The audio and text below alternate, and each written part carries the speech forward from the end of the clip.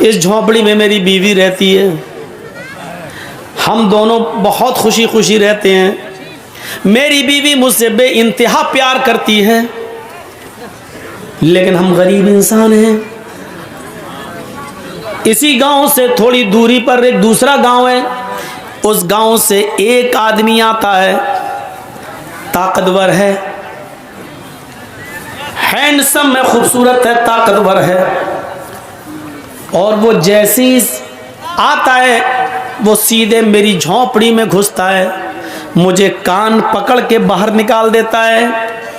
मेरी बीवी बड़ी खूबसूरत है, उसके बाद वो मुझे बाहर बिठा देता है और मेरी बीवी के साथ ज़बरदस्ती ज़िना करता है। मेरी बीवी के न चाहने के बावजूद भी वो उसको मजबूर कर देता है और वो उसके साथ ज़िना करता है। हज़रत उमर फारूक ने पूछा, अच्छा इतनी बड़ी बात क्या? अच्छा ये बताओ क्या वो अभी है? कहा नहीं। तो आया और चला गया। मैं कुछ भी नहीं कर पाता हूँ, अपनी बीवी की कोई मदद नहीं कर पाता। अच्छा तो ये बताओ अब वो कब आएगा? हज़रत उमर ने जब ये पूछा कि वो कब आएगा, तो उसने जवाब दिया, एक दिन छोड़कर आता है, यानी आज वो गलत काम करके गया है, अब वो कल नहीं आएगा, परसों आएगा। हज़रत उमर फारूक ने कहा ठीक है, परसों मैं आऊँगा और तुम्हारी मदद करूँगा। उसने कहा तू खुद परेशान है, अपनी मदद तो कर नहीं पा रहा, मेरी मदद क्या करेगा? अरे जा यार, तू तो कह रहा था मैं परेशान हूँ। कहा मैं परेशान हूँ, मैं भी परेशान हूँ, परेशान ना होता तो मैं रात में क्यों निकलता, लेकिन मेरी परेशानी इतनी बड़ी है कि आए मेरे भाई, हज़रत उमर कहते हैं, आए मेरे भाई, जब तू खुद परेशान है तो मेरी परेशानी को तू कैसे दूर करेगा? लेकिन मैं तेरी परसों मदद करूँगा। उसने कहा अच्छा जाओ ठीक है कर लेना। वो सोचने लगा ऐसी तसल्ली देने वाले सभी आते हैं, ये भी तसल्ली दे रहा है। हज़रत उमर ने जाते जाते उससे कह दिया, हाँ सुनो, परसों में आऊँगा, अपनी बीवी से कह देना खाना बनाकर तैयार रखे। कहने लगा अरे जा यार, खाने से इसका क्या ताल्लुक है? तू मदद करने आएगा कि खाना खाने आएगा? हज़रत उमर ने कहा देखो मैं जो कह रहा हूँ वो करना, खाना बना कर तैयार रखें। और दूसरी बात, जब वो आदमी तेरे घर में घुसे तो अपनी बीवी से ये कह देना कि आज सब कुछ रजामंदी जाहिर कर दे, यानी उसके सामने आज वो जिद न करे, बल्कि ये कहे कि ठीक है तुम तो हमसे रोज़ मिलने आते ही हो, अब हमारे और तुम्हारे दरमियान तो कोई चीज़ रह नहीं गई है, अब तुम्हें जब आना ही है तो हम दिल खोल कर तुमसे मिलना चाहते हैं, लेकिन अंधेरे में मिलेंगे, उजाले में नहीं, इसलिए चिराग बुझा दो। अच्छा नहीं लगता, तुम्हारी बीवी ये बोले उससे कि मुझे अच्छा नहीं लगता जब तुम मुझसे हम बिस्तरी करते हो, जिना करते हो, तो मुझे अपने पति के अलावा दूसरे का चेहरा दिखता है तो फिर मैं सपोर्ट नहीं कर पाती हूँ, अंधेरा रहेगा तो मैं तुम्हें सपोर्ट करूँगी। और ये कहकर वो चिराग बुझा दे, बकिया काम मैं संभाल लूँगा। अब वो सोचने लगा क्या ये संभालेगा अंधेरे में, है? वो दुनिया भर की बातें सोचने लगा, लेकिन उसने सोचा चलो। हज़रत उमर फारूक वक्त से पहले आ गए, दूसरे एक दिन छोड़कर दूसरे दिन देखा झोंपड़ी के बाहर वो आदमी टहल रहा है। हज़रत उमर फारूक ने कहा ठीक है मैं आ गया हूँ तुम्हारी मदद है। उसको पता ही नहीं कि क्या करेंगे, झोंपड़ी के पीछे छिप जाते हैं और उस आदमी से कहते हैं कि तुम अपनी बीवी के पास जाओ, वो आएगा तो तुम्हें खुद ही कान पकड़ के बाहर निकालेगा। वो आदमी अपनी बीवी के पास चला जाता है, रात थोड़ी और अंधेरी होती है, हज़रत उमर थोड़ी दूर से ये मंजर देख रहे हैं। थोड़ी देर के बाद वो एक आदमी को आते हुए देखते हैं, लेकिन शक्ल नहीं समझ में आती है कि कौन है, अंधेरे की वजह से। वो आदमी आता और सीधे झोंपड़ी में घुस जाता है और उस आदमी को यानी उसके शौहर को झोंपड़ी से निकाल के बाहर कर देता है। चलो, और वहीं चला गया। सारे काम समझा चुके थे। बीवी बोली ठीक है भाई, अब तुम तो आते ही हो हमारे पास, अब जिद करने से क्या फ़ायदा, हमें भी कोई फ़ायदा मिलेगा नहीं, हम भी ज़िंदगी के मज़े लेना चाहते हैं। एक काम करो, जब तुम हमारे साथ मिलते हो रोशनी में, तुम्हारा चेहरा जब आता है तो पति की जगह जब मैं तुम्हें देखती हूँ तो मैं डर जाती हूँ। एक काम करो, चिराग बुझा दो और उसके बाद हमसे मिलो, फिर देखो हम तुम्हें कितना खुश करते हैं। उसने कहा चलो, अब अपने आप ही तैयार हो गई है। चिराग बुझा दिया जैसे ही चिराग बुझता है, हजरत उमर फारूक ज्यादा लेट नहीं होते हैं, क्योंकि अगर लेट होंगे तो कहीं जिनाकारी ना हो जाए, उसको भी बचाना है, इसकी बीवी को उस जिना से बचाना है। जैसे ही चिराग बुझता है, हजरत उमर झोंपड़ी के अंदर घुस जाते हैं। अब डर था, झोंपड़ी के अंदर घुसने के बाद ये डर था कि मैं अपनी तलवार चलाऊं तो अंधेरे की वजह से कहीं तलवार खता न कर जाए, जिनाकार के बजाय कहीं उस आदमी की बीवी की गर्दन पर तलवार न चल जाए, इसलिए उस आवाज की तरफ जाना था जो मर्द की आवाज हो। हजरत उमर ने कहा, कौन? वो समझा कि इसका शौहर आ गया, वो समझा कि इसका शौहर आ गया। अभी तो चिराग बुझा, अभी तो कुछ हुआ ही नहीं, तू अंदर घुस गया। हजरत उमर ने फौरन उस आवाज की तरफ लपके, समझ गए कि आवाज कहां से आ रही है, फौरन लपके और उसके बड़े बड़े बाल जो थे, जैसे ही उसको उसके सर को पकड़ा तो उसके बड़े बड़े बाल हजरत उमर फारूक के हाथ में आ गए। अब बड़े बाल से फिर शक में पड़ गए, कहीं ये उस औरत के बाल तो नहीं है, क्योंकि आदमी के भी बाल बड़े थे। तो अब ये डर पैदा हुआ कि कहीं ये बाल मरोड़ा उसको, अब उसके मुंह से फिर निकलवाना चाह रहे हैं कुछ बात। उसने कहा, अबे क्या कर रहा, अबे क्या कर। समझ गए कि ये मर्द ही है, आदमी ही है। हजरत उमर फारूक ने फौरन तलवार उसकी गर्दन के ऊपर चला दी और उसको कत्ल कर दिया। गर्दन एक तरफ पड़ी हुई है और धड़ एक तरफ पड़ा हुआ है, और जल्दी कहा, मेरी बहन जल्दी से चिराग जलाओ। चिराग जलाया, चिराग जैसे ही जला, रोशनी हुई, गर्दन एक तरफ देखी, धड़ एक तरफ देखा, नजरें आसमान पे डालते हजरत उमर और कहते हैं, अल्हम्दुलिल्लाहि रब्बिल आलमीन। मेरी बहन खाना बना कर रखा था कि नहीं? उसने कहा, जी भाई खाना है। फरमाया, जल्दी लाओ। खाना दस्तरखान पर लग जाता है, उस आदमी की खोपड़ी पड़ी हुई है, खून पड़ा हुआ है, और वहीं पर बैठकर हजरत उमर पेट भर के खाना खाते हैं, पेट भर के खाना खाते हैं। वो आदमी बार बार देख रहा है, लाश के पास बैठ के खाना खा रहा है। और जब खाना खा चुके तो चलने लगे, उस आदमी ने पीछे से पकड़ा, भैया कहाँ जा रहे हो? कहा, जा रहा हूं अपने घर। ये लाश? का लाश क्या, उसका तो काम हो गया। कहा, अगर इस मुल्क के अमीरुल मोमिनीन को, उमर फारूक को अगर पता चला और सुबह चर्चा हुआ कि इस घर में लाश निकली, तो कहीं ऐसा न हो कि इसके कत्ल के इल्जाम में मेरी गर्दन उड़वा दें। तुम उमर का इंसाफ नहीं जानते हो। हजरत उमर मुस्कुराते हैं और कहते हैं, तुम्हें डरने की जरूरत नहीं है। कल सुबह मेरे ही दरबार खिलाफत से कुछ लोग आएंगे, अभी आएंगे थोड़ी देर के बाद, और इसकी डेड बॉडी को उठाकर ले जाएंगे, उसको सीने हीने के बाद जाकर कब्र में दफन कर देंगे। तुम्हें कुछ करने की जरूरत नहीं है। हैं भैया, तुम हो कौन? कहा, मैं ही अमीरुल मोमिनीन हूं, मैं उमर हूं, और मैं उस दिन तुम्हारी दास्तान सुनने के बाद बहुत परेशान हुआ। बस ठीक है, मैं जा रहा हूं। उसने कहा, अमीरुल मोमिनीन, 2-3 सवालों के क्या आप मुझे जवाब देना पसंद करेंगे? फरमाया, बताओ क्या है, बताओ क्या है। उसने कहा, अमीरुल मोमिनीन, इतना बताइए कि आपने खाना बनाने के लिए क्यों कहा था परसों कि खाना बनाकर तैयार रखना, इस कत्ल से खाने का क्या ताल्लुक था?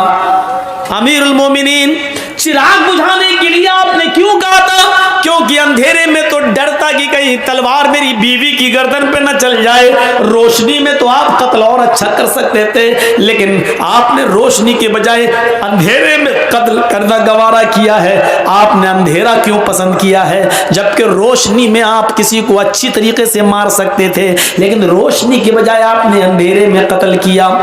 और जब आपने लाश देखी तो किसी के मरने के बाद इन्ना लिल्लाह पढ़ा जाता है, लेकिन मैंने आपकी जबान से सुना है कि आपने इन्ना लिल्लाह के बजाय जब लाश देखी तो अल्हम्दुलिल्लाहि रब्बिल आलमीन पढ़ा है। ये उल्टी उल्टी दुआएं आपने कब से सीखी हो, पढ़ी?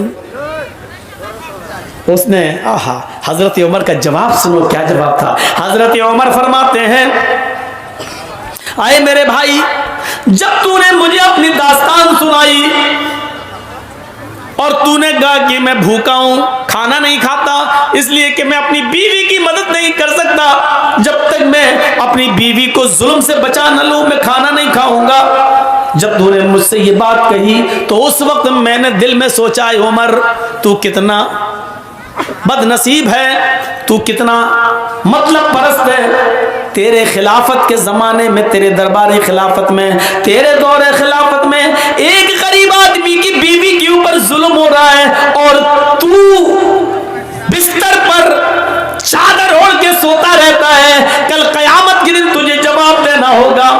आए मेरे गरीब भाई, जब तूने मुझे ये बताया कि एक आदमी आता है और मेरी बीवी से जिना करता है, तो मैंने परसों ही आहद कर लिया था कि उमर उस वक्त तक खाने का एक लुकमा नहीं खाएगा, अपने हलक के नीचे नहीं लाएगा, जब तक कि उस आदमी को कत्ल नहीं कर देगा, और उस आदमी की परेशानी से मैं तुझे नजात नहीं दिला दूंगा, तब तक मैं नहीं खाऊंगा। मैं परसों से अब तक भूखा था, सिर्फ पानी पी रहा था या एक आध खजूर खा लेता था, लेकिन खाने का एक लुकमा भी मैंने नहीं खाया, क्योंकि मैं तेरी मदद करना चाहता था।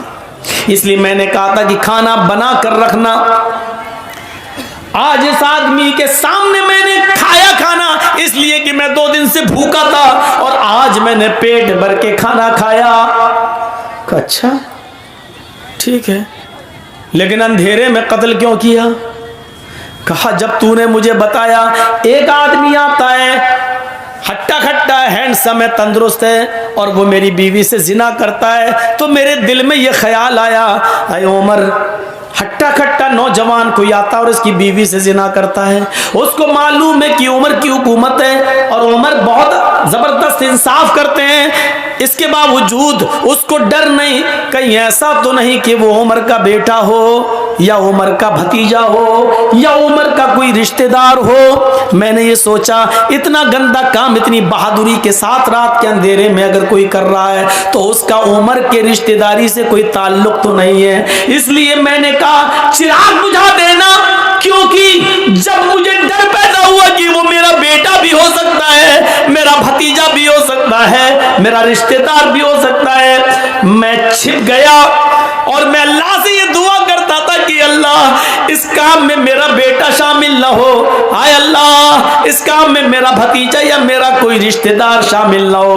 क्योंकि आज जो भी होगा उसकी गर्दन उड़ाई जाएगी, आज जो भी होगा उसकी गर्दन कटेगी। हाय अल्लाह मुझे शर्म से बचा ले, मेरे और मेरे खानदान का नाम गिरना नहीं चाहिए। मैं परसों से ही दुआ कर रहा था, जब वो आदमी झोपड़ी के अंदर घुसा उस वक्त तक मुझे लगा कि ये मेरा ही कोई रिश्तेदार है। उसकी चाल, उसकी कद्दो कामत मुझे बदला रही थी, उसका निगर तरीके से बेबाकी के साथ आना और झोपड़ी में बेखौफ घुस जाना, ये मुझे बतला रहा था कि वो मेरा कोई रिश्तेदार ही है। जब वो अंदर घुसा और तुम्हारी बीवी ने उसको अपनी बातों में लपेटा और चिराग बुझ गया, तो मैं अंदर गया और चिराग बुझाने के लिए मैंने ही परसों कहा था तुमसे, लेकिन चिराग जब बुझ गया मैं अंदर गया, मैंने चिराग बुझाने के लिए इसलिए कहा था कि अगर चिराग चल रहा होता और मैं झोपड़ी के अंदर घुस जाता और मेरी नजर पड़ती उस मुजरिम के ऊपर और पता चलता कि ये तो मेरा बेटा है,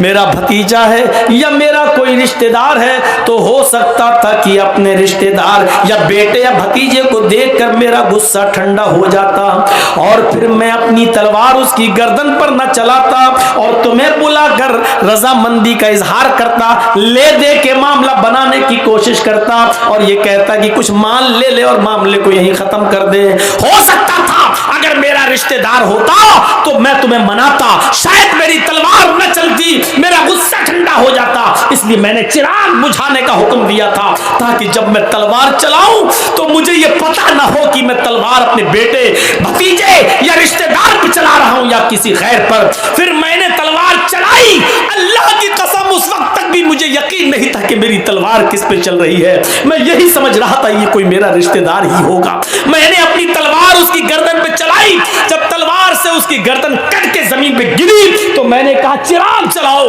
क्योंकि मुझे ये देखना था कि ये कोई मेरा बेटा, मेरा भतीजा या मेरे गांव का रिश्तेदार तो नहीं है। जब चिराग तुम्हारी बीवी ने जलाया और जब मैंने उसकी शक्ल देखी तो आसमान पर नजरें डाली, मैंने अल्लाह का शुक्र अदा किया, अल्हम्दुलिल्लाहि रब्बिल आलमीन। हाय अल्लाह, जिस आदमी को मैंने कत्ल किया और जो आदमी जिना करने आता था इसकी बीवी से, न वो मेरा बेटा है, न मेरा भतीजा है, न वो कोई मेरा रिश्तेदार है।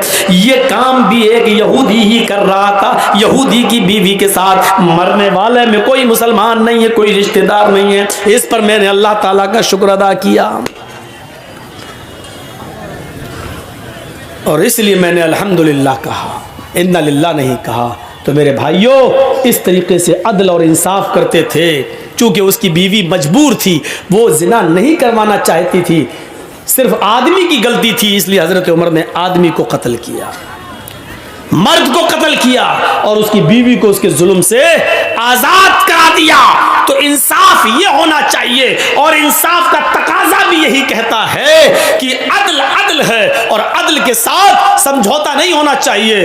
आदमी, चार आदमी इधर से बैठे, चार आदमी इधर से बैठे, अब रिश्तेदारी का मुंह देखा जा रहा। ऐसी बात कि सांप भी मर जाए और लाठी भी न टूटे। मौलाना साहब ऐसा रास्ता निकालिए बीच वाला कि काम बन जाए। नहीं, इस्लाम की दृष्टि में ये नहीं, जुर्म को जुर्म कहो, इंसाफ और अमन को अमन कहो, अदल को अदल कहो, सच को सच कहो और झूठ को झूठ कहो। यही इस्लाम सिखाता है, यही इस्लाम की दावत है और यही इस्लाम कहता है कि वो कोई भी हो और किसी भी धर्म का मानने वाला हो, इंसानियत का दामन आपके हाथ से नहीं छूटना चाहिए, अदल होना चाहिए, इंसाफ होना चाहिए। और यही सब मजहब की तालीम है, सारे धर्म की यही तालीम है। मेरे भाइयों, इस्लाम चूंकि सब धर्मों से में आला है, अफजल है, इसलिए इस्लाम ने सबसे ज्यादा इंसानियत को फरोग दिया है। इंसानियत को यहां तक कहा है कि अगर किसी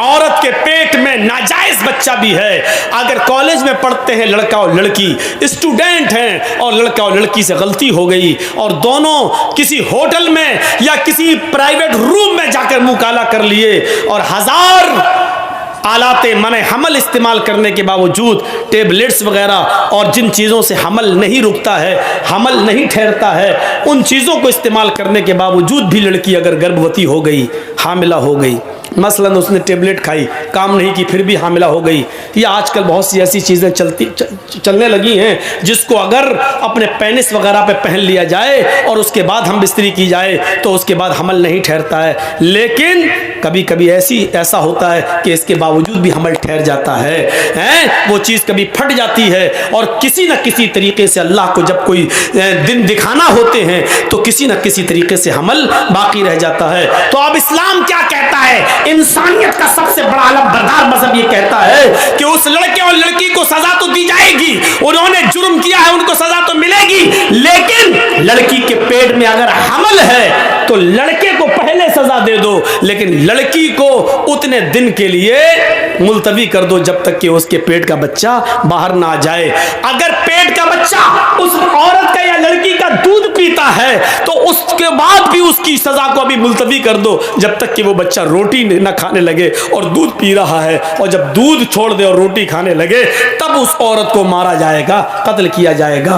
लेकिन हाँ, इतना याद रखिए, अगर शादी से पहले ये जुर्म लड़की ने किया है, शादी से पहले, तो 100 कोड़े उस लड़की को मारे जाएंगे। लेकिन आपको डर है कि 100 कोड़े मारेंगे लड़की मर जाएगी, और लड़की जब मरेगी तो पेट का बच्चा भी मर जाएगा, तो फिर 100 कोड़े भी छोड़ दिए जाएंगे, अभी नहीं मारा जाएगा जब तक कि उस लड़की के पेट से वो बच्चा पैदा ना हो जाए। इस्लाम ये कहता है कि गलती लड़के ने की है, लड़की ने की है, पेट में पलने वाले उस मासूम बच्चे का कसूर नहीं है, लिहाजा उसको इस दुनिया में आने का हक है, उसको इस दुनिया में जीने का हक है, उसको इस दुनिया में पनपने का हक है, उसको इस दुनिया में आंखें खोलकर पैदा होने का हक है और नमाज पढ़ने का हक है, रोजा रखने का हक है। अगरचे उसका बाप नाजायज है, उसकी मां नाजायज है, लेकिन जब वो बच्चा बाहर पैदा होगा तो उसकी नमाज जायज मानी जाएगी, उसके रोजे जायज माने जाएंगे, और वो जब शादी करेगा तो उसका निकाह जायज माना जाएगा। मेरे भाइयों, ये इस्लाम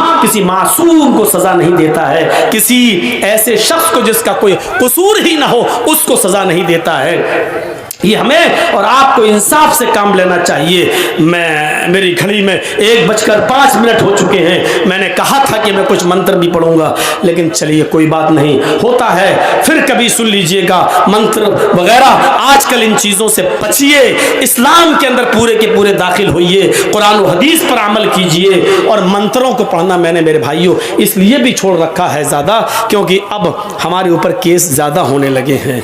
हम बोलते हैं बंगाल में केस यूपी में हो रहे हैं, और सबसे बड़ी गलती आप लोगों की ये है कि आप लोग जो ये यूट्यूबर वालों को बुलाते हैं और ये जो कैमरे लगाते हैं, ये लोग हमारी तकरीरों में जहर घोल घोल कर टाइटल बनाकर जब देते हैं तो मेरे भाइयों इस पर मेरे ऊपर केस बनते हैं और मुकदमे होते हैं। इसलिए मैं इनको अब मौका ही नहीं दूंगा मंत्र पढ़ने का, ना हम किसी का नाम लेने का, और इसलिए हमने ये सब छोड़ दिया है। अब आप मंत्र सुनना चाहें और जो बातें सुनना चाहते हैं वो सुनना चाहें तो आपको एक शर्त मानना पड़ेगी मेरी, आप इन यूट्यूबर वालों को अपने यहाँ आने से रोकें। अगर आप इनको रोकेंगे, आइंदा रोकेंगे, आइंदा इनको जलसे में नहीं आने देंगे, तो हम मंत्र भी पढ़ेंगे और वो सब कुछ सुनाएंगे जो आप सुनना चाहते हैं। क्योंकि इन लोगों की वजह से मेरी जिंदगी सबसे ज्यादा खतरनाक मोड़ पे पहुंच चुकी है। अभी कल ही देखिए मेरे ऊपर यूपी में बैंड लगा दिया है, मेरे घर नोटिस पहुंच गया है, और 6 महीने तक जब तक यूपी में चुनाव नहीं हो जाते हैं मैं कहीं भी यूपी में जलसा नहीं कर सकता। ये कल नोटिस हमारे घर पहुंच चुका है। इन यूट्यूबर